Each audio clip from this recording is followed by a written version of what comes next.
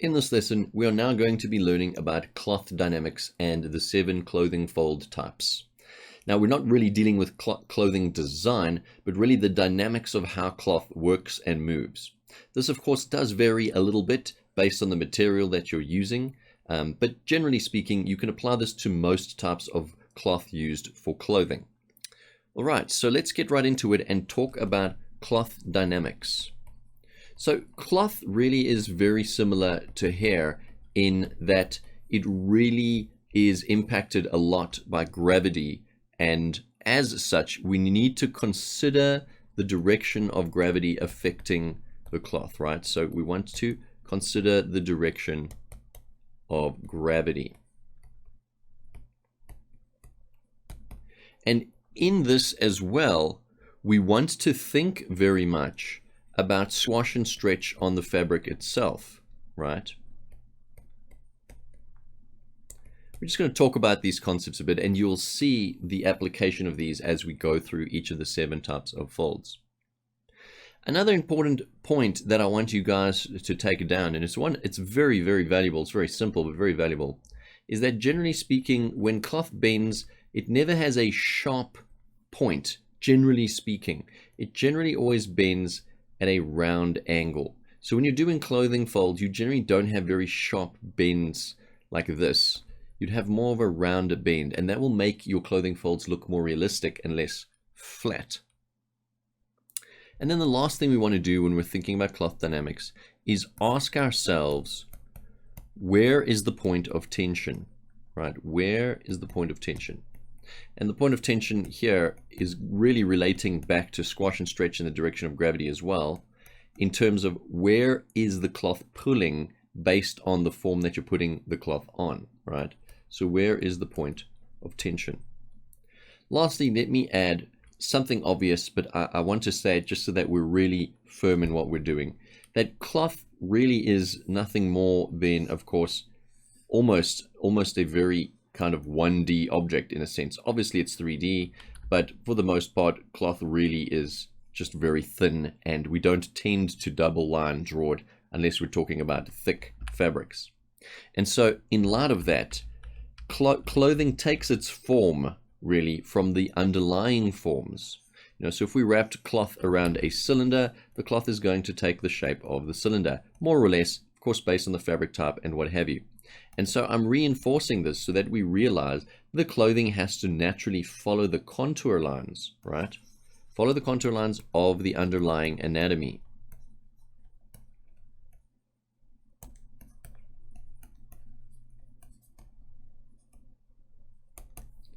Okay, so we want to keep that in mind. If we don't follow the contour lines of the underlying anatomy, the clothing then looks very flat or like a sticker, or it really detracts from the 3-dimensionality of our piece. All right, and we really don't want to do that. We want it to look 3D all the time. And so now we're going to move into applying some of this theory. I'll put these notes to the side so that they're always with us. We're going to apply some of these theories by looking at the 7 types of folds. And let me list them out before we draw them, just so that if you are taking notes, you can write them down as well. And then we will go into them. So I'm going to put them here, 7 folds. And really, a dynamic look in clothing and a realistic clothing look is more about how the clothing is falling on the body and folding, right? And wrapping around the forms than it is really about the design of the clothing in terms of drawing it in a believable way. All right, so our first type are pipe folds. Our second type are zigzag folds. Our third type are spiral folds. Our fourth type are half lock folds. Our fifth type are the unfortunately named diaper folds.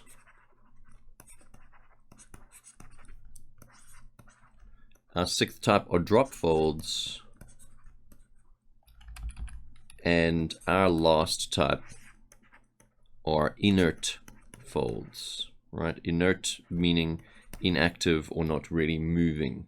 Okay, so inert folds. Right, so let's get into it, and we're going to start drawing out our folds. We're going to start with pipe folds. So pipe folds really occur when the fabric is being draped, usually usually at quite a length. So a good example is thinking about curtains. And when the fabric is draped, thinking about that gravity direction, fabric is draped, and let's keep it simple for now. We won't put any pipe folds in here, right? Assuming this is a curtain type of draping, right? These are the points of tension here, and I will continuously draw in points of tension as we're doing this so we get a good idea. Gravity will pull down, and what will happen is the fabric will start, based on the points of tension, it will start coming down into these pipe shapes, right? And taking on a very cylindrical form as this is occurring. And it will rhythmically move in and out. Obviously in art we will want to vary what is occurring there a little bit. In terms of the rhythm, we wouldn't want them to be all exactly the same.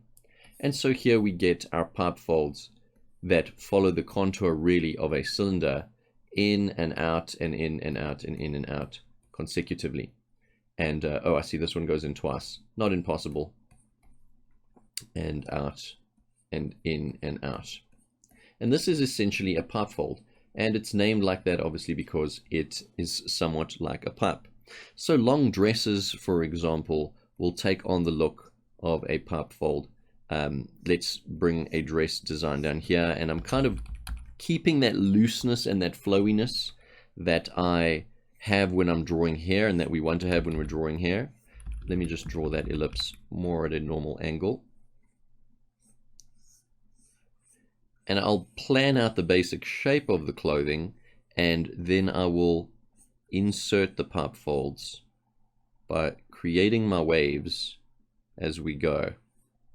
I can even add one here on the outside with an overlap, and then bring in these lines up. And it's all about the overlap here again, just like it is in here, and therefore achieving our pipe fold look in this type of cloth. Thinner types of cloth tend to pipe fold more easily. Well, I say thinner, but also heavier, because they'll want to tend to pipe fold. But generally, you're looking at longer cloth that tends to pipe fold as gravity is pulling down and the fabric gets heavier. So this essentially are our pipe folds here. Right. And you will see this commonly on long pieces of fabric, curtains, long dresses, and generally materials that are quite long. All right, so those are our pipe folds. Let's move on to zigzag folds.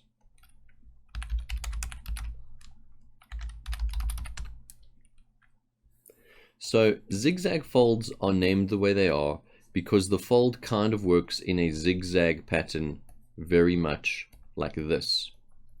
Now, where you would use these types of folds, and you'll see as we get into some demos here, is generally at the ends of sleeves, long sleeves, as they come down to the wrist area. You may also want to use them where fabric's compressing, like pants compressing down against shoes, for example. And anywhere you feel that the fabric would be compressing in such a way as to create this effect, right? It's sort of a medium amount of compression would cause a zigzag effect. So what happens is you start having the folds kind of poking out like this. And note how they don't mirror each other, right? So we're not doing zigzag folds like this, where they're kind of sawtoothing, mirroring each other. And we will then want to kind of connect the fabric in a way that we're showing overlapping lines as the fabric is compressing. So this is a zigzag type of fold because maybe the fabric is compressing down here. Also the knees, sometimes the knees on certain pants will compress. So let's do some examples to show an example of this. Let's say I'm drawing a sports jacket. This would be the wrist section. And the players pulled the sleeves just past the wrist, sort of to the middle of the forearm, for example. So I want to show the compression of that fabric occurring. And so I'm going to come in here and I'm going to zigzag the sleeves a little bit. And what I can do is I can use this shape, which you'll see is a common fold shape, and of course you can make derivatives of it, to show indentations in the fabric. So here we will pull these overlaps in our zigzag folds. Okay, he's pulled it just a little bit up, it's compressing a little bit. We want to bear in mind that we are on a cylindrical form with the arm, so we want to have the contour line showing very clearly. Okay, and then anywhere where we feel the fabric may indent, we can input one of these little shapes, right, where it's kind of a shadow, and you can really just vary them and do whatever you like with them. Usually it's drawn where the shape doesn't just simply close, but it overlaps one of its own lines there, right? And this helps us indicate areas where there are deeper folds happening in the fabric, or creases or crinkles to varying degrees. Okay, and so I can just put in a couple of these. The key thing to remember with fabric is it's not an exact science. You know, cloth really does whatever it wants to do. So you can't really sit there and control every micro element of how you want the fabric to look. Rather strive for a natural look. And by natural, I mean pretty kind of almost random, keeping things asymmetrical. So here we can see in the sleeve section here, we've got that zigzag effect kind of happening, right? Let's do another example where we may be doing a pants leg. It's coming down from the knee, and maybe it's bunching in the knee a little bit, right? So we can start off with a zigzag design there, imagining the leg anatomy underneath there. And it comes down, and as we get to the shoe, we can start putting in some of these zigzag shapes for the compression as the pants compress on top of a shoe. Let's just make this a little bit smaller.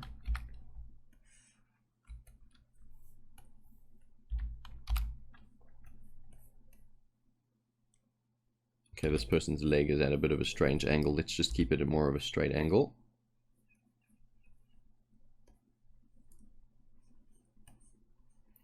And this would be the front of their shoe down here. Just kind of roughing that in. And so the pants are compressing, they're wrapping around, and we have the zigzag pattern showing the compression happening. So once again, we're emphasizing our overlaps. We're making sure we've got a zigzag type of look in there.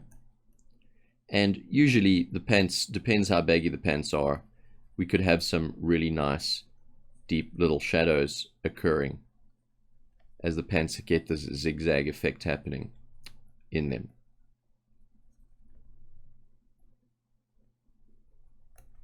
Right, and once again we have the zigzag fold. So this is a type of fold that occurs once again on sort of pants, jeans, areas where we've kind of got medium compression, right, where there is a medium amount of compression happening.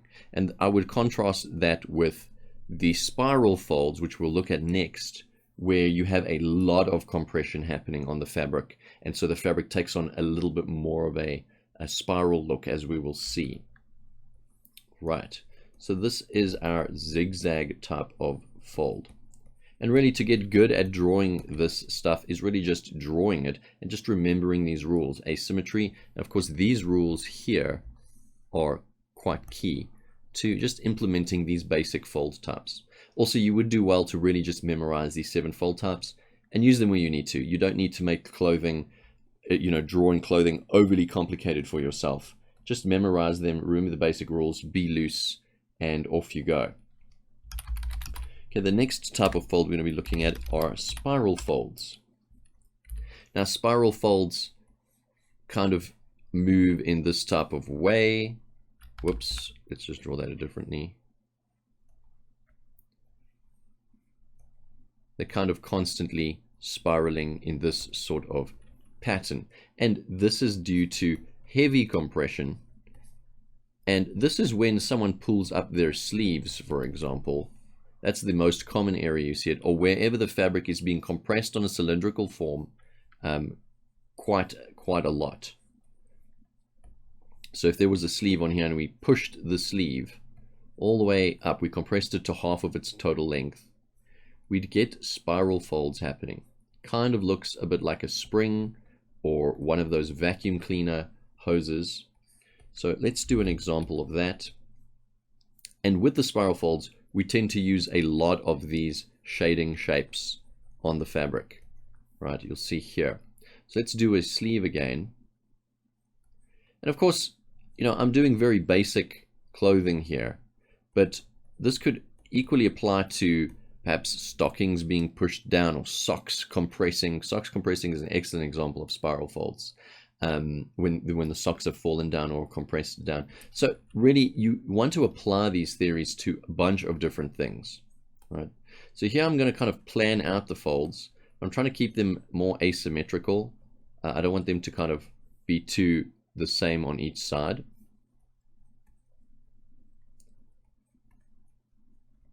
And I also want to leave room to have some actual clothing lines in there, so it doesn't look so robotic, as if it was designed to be in this spirally kind of way.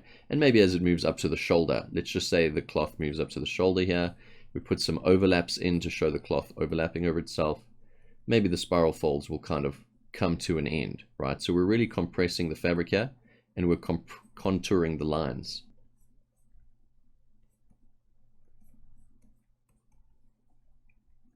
Right, so now I'm going to just draw in a much clearer silhouette to these spiral folds, keeping my overlaps nice and clear. Draw this fold in there, this one there. Keep striving for asymmetry as well. And we'll draw one there. All right, and because we're having this compression, we want those shadows in, right? The little shadow indicators. It just really helps sell the idea of how much compression is happening on these types of folds. And once again, be loose, be natural, especially be natural. You know, clothing, as I said, does its own thing. So don't try to control it. Just compress it as you think it needs to be compressed. Consider the material type, right? And work from there. Thicker materials, of course, may not compress as easily as thinner materials and so on. So you might have more neat looking compressions or more rough looking compressions based on what's happening with the fabric.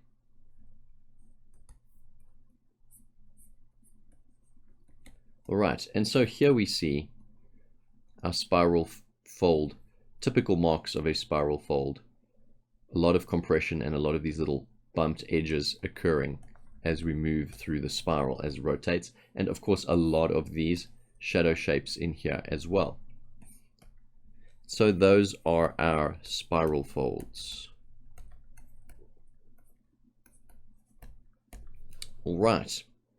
I do hope you're taking notes as we go through this. It would be very useful for you. Let's take a look at half-lock folds now.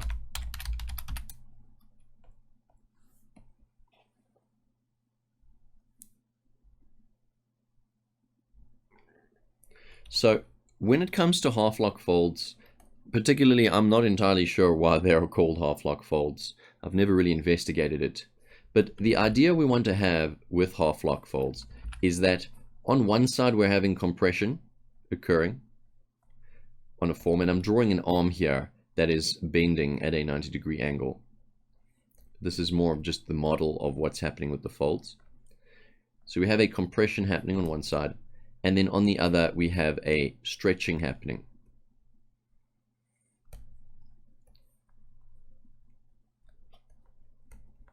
And because of this, we get a lot of tight folds occurring at the point of tension here, where the fabric is pulling in at this point over here, causing these fold lines to appear that we see on the inside here by our point of compression.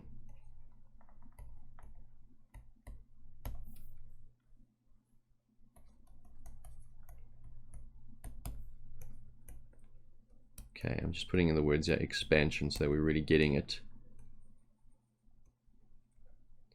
And our tension would be here. All right. And so areas you see half-lock folds are generally points of articulation, right? Points of articulation where our limbs can move, the actual joint areas where they move is where we will see these types of folds occurring. All right. At the points of articulation.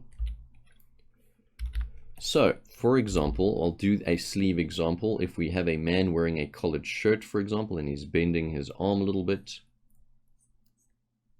draw the arm section here. Maybe there's a button there or something. And he's bending his arm.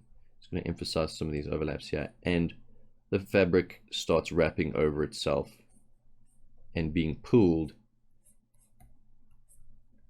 as his arm bends, right? And we get these half-lock folds, characterized really by the overlapping and the directionality toward the point of tension. All right, so that's really what we would do there. And you would do this in the same area on the legs, obviously the back of the legs. And also areas where the fabric is very tight. And actually that brings me to a point that I want to talk to you about. I'm going to do a small diagram here. When people draw jeans and pants, particularly at the crotch area, a lot of the time the fold lines here are drawn up like this, right, at the crotch. And then the pants sort of carry on very tightly down. And this is actually not correct. It looks bad, but it's also not correct. It overemphasizes the crotch for one thing, which can look super weird at times. But that's not actually what happens with the fabric, because underneath here we have the really cylindrical like legs, right? And so when you contemplate the actual forms underneath, the correct way to have these pants lines drawn, and I'm going to just do a quick example here. So here we'd have our legs coming down, and here's our crotch. And certainly we can have a line or two showing the crotch, of course, that we're going to have those overlaps there to show what is in front, what is behind. But in terms of the point of tension here, the point of tension is not actually just spamming out all these fold lines from the crotch. With pants, they tend to come out at a horizontal angle here, right? Horizontal, instead of this V shape. So we get this V shape, that's incorrect. We want them to come out horizontally at those points of tension on the rounded forms, right? And this would be more correct. All right, so those are our half-lock folds. There are overlaps on one side of a compressed cloth section that is overform, and because the other side is really experiencing stretching or expansion. All right, half-lock folds. And I've said this twice already, I apologize for saying it again. Looseness, guys. You've got to be loose and you've got to be natural. You can't control exactly what it's going to look like. I know it may seem like I'm having, you know, extreme or supreme control over what I'm drawing here, but really I'm kind of guesstimating and letting the lines kind of go where they want to go so that it looks natural, because I'm drawing it in a way that is natural. Okay, so let's keep that in mind. Looseness, looseness, looseness. I'll try not to say it again. All right, let's move on. The next type of fold, a very easy kind of fold, diaper folds. Poor fold name there. All right, so with diaper folds, when a piece of fabric is suspended at 2 points, this is usually when it happens. And I can show you actually some cool examples where you might do this type of fold. Let's assume this is a square piece of fabric, right? So gravity's pulling down, and we're very aware of it, and we're thinking about gravity, right, pulling down on that. The 2 points of tension here cause the fabric, of course, to stretch a little bit there, which we can indicate with some lines. And then as it comes down into the middle, it causes a C curve to occur. So I'm going to draw in some of these C curves, and there you have a diaper fold, a very realistic looking fold in the cloth, right? Because the center of gravity comes down here, the biggest weight, right? Center of gravity comes down here, and so we get this C-shaped curve happening in the middle of the cloth. Right, and while we're on this, before I do a demo of this, let me say that folds, clothing, drawing cloth is very similar to drawing hair. So don't be afraid to just draw a particular shape. For example, I'll just draw this square shape here, and then erase a corner, for example, and take it and just do a random overlap. And boom, we've just controlled the cloth's overlap, right? So now suddenly looks like we've got a piece of cloth wrapping there, and we can do the same here as well. We're just going to draw a shape like that, and now we're controlling the cloth. Okay, so it's not very hard, and you can keep the shapes really abstract looking. You don't need to control them. All right, so it's not exactly going to be the most amazing example of a diaper fold, but for example, you may be drawing a tabard, which is a piece of cloth that goes over the front of a knight's armor, representing his guild house or what have you, right? So the tabard would usually be, it would be kind of designed something like this. If we were looking at it from a top view and we laid it on a table, place for the head, this area wraps around the back, this area wraps around the front. Usually there's some kind of logo design on the front of it, and it just hangs down. All right. So if we're doing a tabard, for example, because we've got the 2 points of tension on our knight's shoulders, we would have the fabric hanging down something like that. Actually, we would combine, it depends how long this is, but we could have some pipe folds at the bottom, but over here at the top, we'd have some so-called diaper folds occurring, right, as the tabard hangs over the knight. Right. Otherwise, the cloth just really is characterized by this C shape. So there we have our diaper folds. Suppose if you're not in the United States, that would be a nappy fold, which makes it sound like 10 times worse. Okay. Anyway, let's move on. We're going to do drop folds. It's probably the easier form of diaper folds, drop folds. And with drop folds, we have a single point of tension. Kind of imagine if you were hanging your towel on the hook, or on a hook in the bathroom. And so our cloth kind of comes down, and this ton of bunches at the bottom. It may even pipe fold at the bottom. And what we have is the drop folds coming down here, these tension lines showing that there's a lot of tension at this point of tension here, this hook area where the cloth is draped from. Now you could use this for all sorts of different things. You know, perhaps this is a character and it's a, you know, some kind of embroidery in her hair, some kind of cloth in her hair hanging down, for example. But what characterizes it is that we have these lines here coming down from the point of tension, and then the cloth hanging down and overlapping itself, right? So these are drop folds. Let's do a cloth, for example, a towel, for example. Just pretend we've got a towel hanging over a hook. I'll draw this one a little bit more detailed.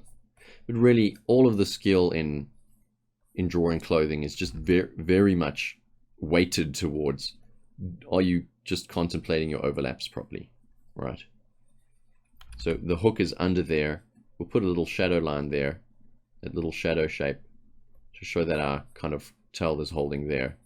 And we'll have some lines here. Just put some shading in there. We don't need to worry too much about shading. And have it coming down, and we'll overlap another piece here of towel, have that coming up, and maybe it wraps in a bit, comes around, have that going there, and, you know, bada bing, bada boom, we've got our towel on a hook in the bathroom pretty much nailed down. Right. So that really is our drop fold. Okay.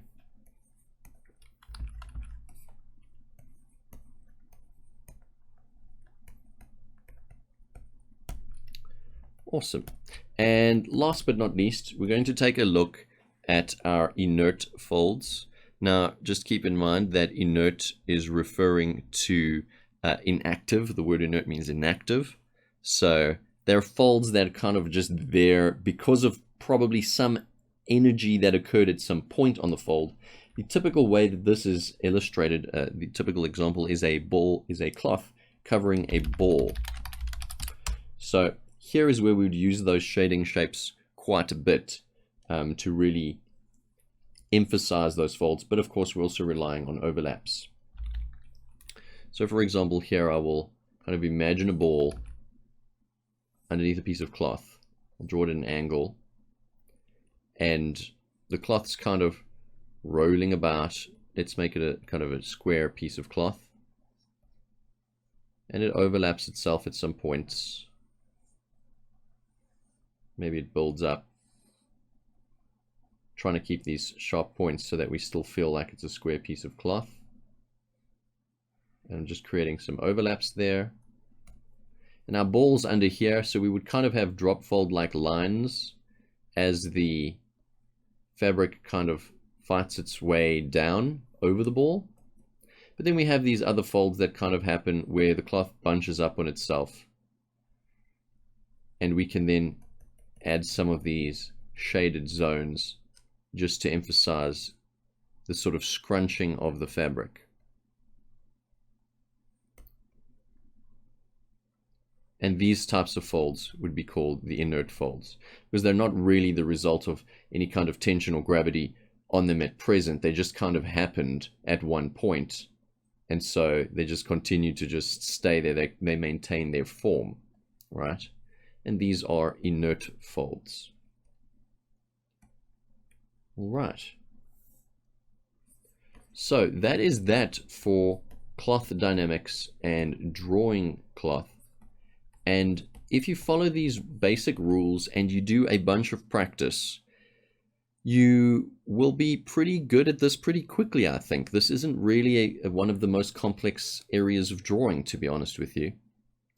Something I would advise you do is really gear your eyes up to observing the world around you much more than usual. We have to kind of escape the world of the muggles, so to speak, and really get into a zone where as artists we're observing everything around us, you know, really close up. We're zooming in on everything, we're focusing on everything. Why is this shape, or what is the shape of this when it's in this position or that position? And clothing, learning to draw clothing well is going to rely a lot on how well you can see and how well you're observing the clothing around you and how it moves and how it works. But these 7 folds are a very, very strong foundation for you to get drawing clothing pretty quickly.